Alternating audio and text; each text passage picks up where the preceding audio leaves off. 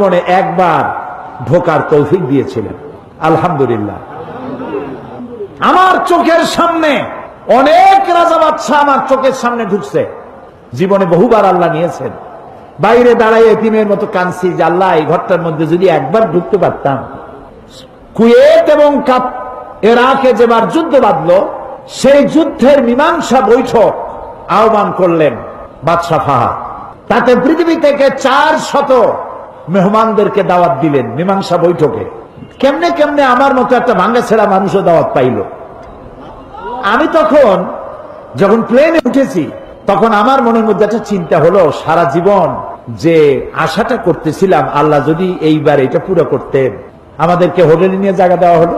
এশার নামাজের পর একটা ব্রিফ কেস দিল সমস্ত মেহমানদেরকে। ব্রিফ কেসের ভিতরে কাবা শরীফের গেলাপ পাইলাম, আতর পাইলাম, জায়নামাজ পাইলাম, আর পেলাম অনুষ্ঠান সূচি। অনুষ্ঠান সূচিতে লেখা 3 দিনের সমাপনী দিবস, 3 দিন কনফারেন্সের শেষ দিন, ওটা বৃহস্পতিবার দিবাগত রাত, শুক্রবার সকাল 7:30টায় মেহমানদের জন্য কাবা শরীফের দরজা খুলে দেওয়া হবে। আমি তো পড়িয়া আমার চোখে তখন পানি এসে গেছে।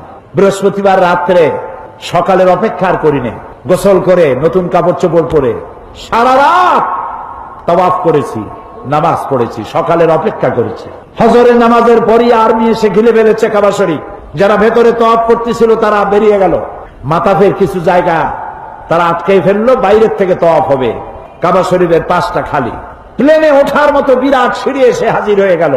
আমি তো সারা রাত থেকে তৈরি, আমার চিন্তা আমি আগে উঠবো, কিন্তু পারলাম না।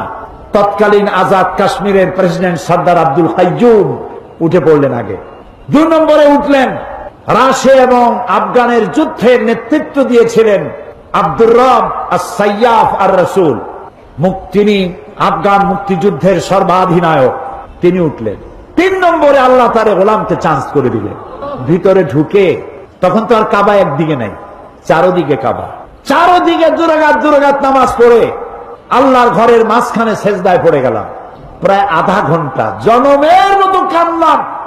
যা মনে আসলো বলতে থাকলাম। হঠাৎ আমার মনে চিন্তা আসলো, আমি বুঝি অন্যান্য মেহমানদের উপরে জুলুম করতেছি, কারণ এই ঘরের মধ্যে 20-22 জনের বেশি লোক ধরে না।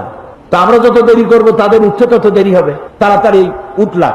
আমি দাঁড়িয়ে দেখি আমার পাশে দাঁড়ানো রাজশাহী বিশ্ববিদ্যালয়ের প্রাক্তন ভাইস চ্যান্সেলর মরহুম ডক্টর M.A. বারী। বুড়া মানুষ, সাদা দাড়ি, চোখ দিয়া বদনার নালের মতো পানি পড়ছে, দাড়ি ভিজে ভিজে পড়ছে। আমাকে আঙ্গুল দিয়ে দেখালেন কাবার দরজার দিকে। আমার চোখ গিয়ে পড়লো কাবার দরজার উপরে, যেখানে উনি আঙ্গুল দিয়ে দেখালেন সেখানে লেখা আছে ওয়াকালা রাব্বুকুম উদউনি আস্তাজিব লাকুম। তোমার রব তোমাকে বলছে আমারে ডাকো, আমি ডাকের সাড়া দেব। আমি আবারও কাঁদলাম, আল্লাহ আমার কাম আমি করছি, এবার জবাব দেওয়ার মালিক তো তুমি। আল্লাহুম্মা লা তারুদ্দানা খাইবিন। ওর নিচেই দেখি লেখা সূরা কুরাইশ, ফালিয়াবুদু, পুরা সূরা লেখা ফালিয়াবুদু রাব্বা হাযাল বাইত। আমার কাছে মনে হলো যেন আল্লাহ তাআলা কুরাইশদের হাত ধরে বলতেছেন, বেটারা ক্ষুধার সময় যদি খাবার চাও আর ভীতির সময় যদি নিরাপত্তা চাও, ফালিয়াবুদু রাব্বা হাযাল বাইত, এই ঘরের মালিকের ইবাদত কর।